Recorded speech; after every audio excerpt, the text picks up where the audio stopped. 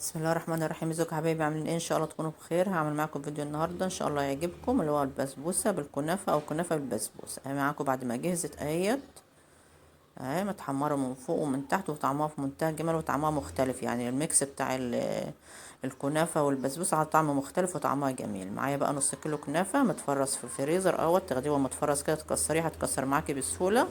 عايزه تضربيه في الخلاط اضربيه، انت لو عايزه تعملي نص الكميه دي اعمليها ربع كيلو كنافه معاكوا اهيت، هتكسر معاكي بسهوله. وهي متفرطه طالعه من الفريزر اهي، شايفين بقت ناعمه خالص ازاي اهي. هنحط عليها بقى معلقتين سكر بودره مطحونين وتقلبهم مع بعض كده. نص كوبايه او مج سمنه بلدي، تضربوهم في بعض كده، خلوهم يدخلوا ببعض جامد، يمتزجوا ببعض جامد، يعني مع السكر مع الكنافه مع السمنه اهيت. انت عايزه تعملي ربع كيلو كنافه اعملي ربع كيلو كنافه، اللي على قد امكانياتك اعملي. وطعمها لذيذ ومختلف، الميكس بتاع الكنافه زي ما قلت لكم والبسبوسه عاطي طعم مختلف وحلو. معايا صينيه بقى ندهنها سمنه بلدي برضو، والكنافه والبسبوسه عايزين سمنه بلدي عشان تديك طعم جميل وطعمه حلو وريحه حلوه. هنحطها بقى في الكنافه اهيت، هنخلي الكنافه في الاول ونفردها كده ونسويها في الصينيه ونضغط عليها اهيت، تسويها وتضغط عليها كده عشان تكبس في بعضها، عشان لما تيجي تخرطها تطلع معاكي خرط ايه على بعضيها.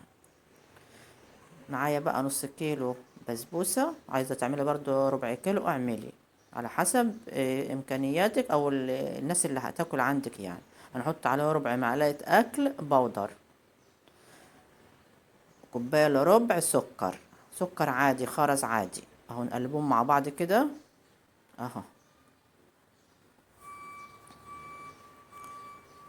هنحط عليهم نص كوباية برضو او مج سمنة بلدي.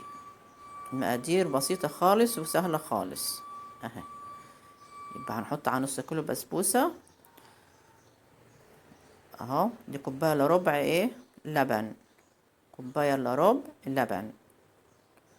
يبقى مقادير نص كيلو البسبوسة،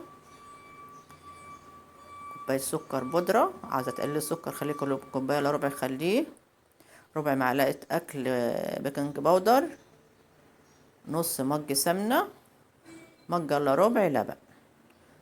ضربناهم في بعض جامد اهو. تحطي بقى تحطي ايه حشو في الوسط. انا حاطه سوداني وزبيب وبشر، عايزه تحطي اي مكسرات عندك حطي زي ما شفتيني بنحط كده. تحطي بقى على البسبوسه من فوق بعد ما خلطتها بالمقادير بتاعتها، وتسويها كده اهيت، تسويها زي الكنافه بالظبط. وانا دهنت وشها شربات تقيل، كان عندي شربات قديم تقيل مثل الوش عشان يحمروا معايا بقى الشربات بتاعهم. مجين سكر، مجين ميه، نص عصرة ليمونة، نص ليمونة يعني بتعصريها وتحطهم على النار وتحط عليهم فانيليا ويغلوا معاكي. يبقى تقيل شوية، لا هو خفيف ولا تقيل زي بتاع الكنافة، يبقى تقيل شوية. اغليه زي ربع ساعة كده على النار اهو. تحطيه بقى هيشرب، حطي اي حاجة فيهم تبقى سخنة، يا الشربات سخن والصينية باردة، او الصينية الكنافة يعني وبالبسبوسة سخنة والشربات بارد. حاجة فيهم تبقى سخنة وحاجة باردة اهو. وانا حطيت على الشربات ده فانيليا، شربته كل اهوت. وقلت لك لا يبقى تقيل شويه مش خفيف زي بتاع البسبوسه. التقطيع بتاعها ما جاش معايا، ما طلعش معايا. اهي قدامكم بعد ما اتقطعت وطعمها في منتهى الجمال ولذيذه خلاص. لو عجبكم الفيديو اعملوا اشتراك في القناه واعملوا اعجاب اللي هو لايك واكتبوا له تعليق حلو زيكم.